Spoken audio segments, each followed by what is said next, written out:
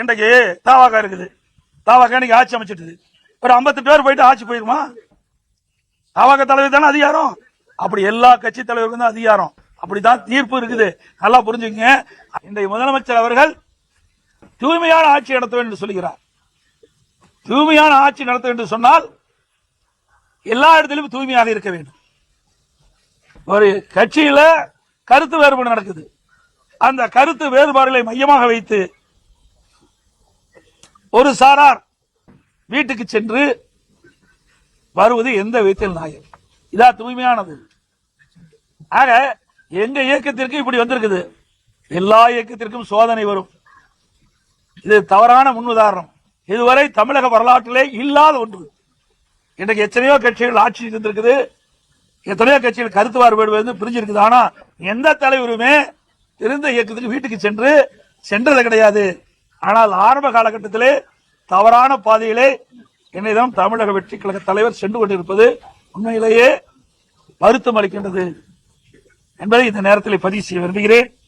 அது மட்டுமல்ல, இன்றைக்கு சட்ட நீதியாக பார்க்கின்ற பொழுது இன்றைக்கு ஒரு பொதுச் செயலாளர், இன்றைக்கு சட்டமன்ற உறுப்பினராக தேர்ந்தெடுக்கப்பட்ட சட்டமன்ற கட்சி தலைவர், அவர்தான் விப்ப கொறடாவை நியமிக்க முடியும். அப்படி நியமிக்கப்பட்ட கொறடா தான் எங்கள் அனைத்து இந்திய அண்ணா திராவிட முன்னேற்ற கழக சட்டமன்ற உறுப்பினர்களுக்கு இன்றைக்கு நம்பிக்கை ஒரு தீர்மானம் வருகின்ற பொழுது அதை எதிர்த்து வாக்களிக்க வேண்டும் என்று முழுமையான தகவல் கொடுக்கப்பட்ட பிறகும் அவள் எதிர்த்து வாக்களிக்க என்று சொன்னால் அங்கே குதிரை பேரம் நடைபெற்றுக் கொண்டுதான் பலர் தகவல் பரவுகிறது, பேசப்பட்டு வருகிறது.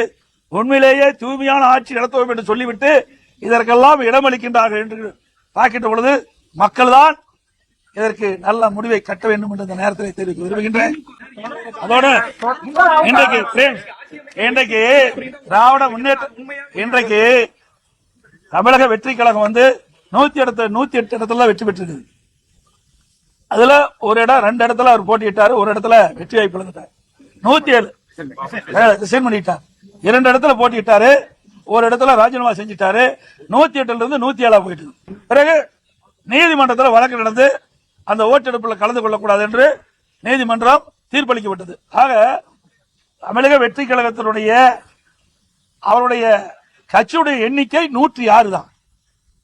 எனக்கு திராவிட முன்னேற்ற கழக கூட்டணியில் அங்கம் வைக்கின்ற கட்சிகள் வெற்றி பெற்று இன்றைக்கு தமிழக வெற்றி கழகத்தோட சேர்ந்த காரணத்தினால்தான் அந்த 118க்கு மேல அந்த வாய்ப்பு கிடைச்சுதான் ஆட்சி அமைச்சிருக்கிறாங்க.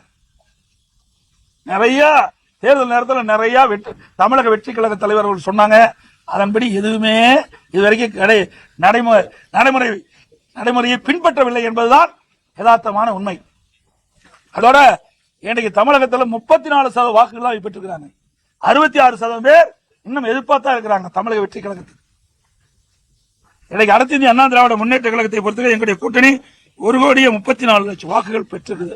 அண்ணா திமுக இன்னைக்கு அனைத்து இந்திய அண்ணா திராவிட முன்னேற்ற கழகத்தை பொறுத்த வரைக்கும் வலிமையான இயக்கம், அதிக உறுப்பினர்கள் கொண்ட இயக்கம். இன்றைக்கு கால சூழ்நிலைக்கு தகுந்தவாறு அவ்வப்போது மக்கள் முடிவு செய்து அதற்கு ஏற்றவாறு சட்டமன்ற உறுப்பினர்களை தேர்ந்தெடுக்கின்றார்கள். இதுதான் இன்றைய நிகழ்வு. இன்றைக்கு தாவாக்கா இருக்குது. தாவாக்கா இன்னைக்கு ஆட்சி அமைச்சிட்டு ஒரு 58 பேர் போயிட்டு ஆட்சி போயிருமா? தாவாக்கா தலைவர் தானே அதிகாரம். அப்படி எல்லா கட்சி தலைவருக்கும் தான் அதிகாரம். அப்படிதான் தீர்ப்பு இருக்குது. நல்லா புரிஞ்சுக்கங்க.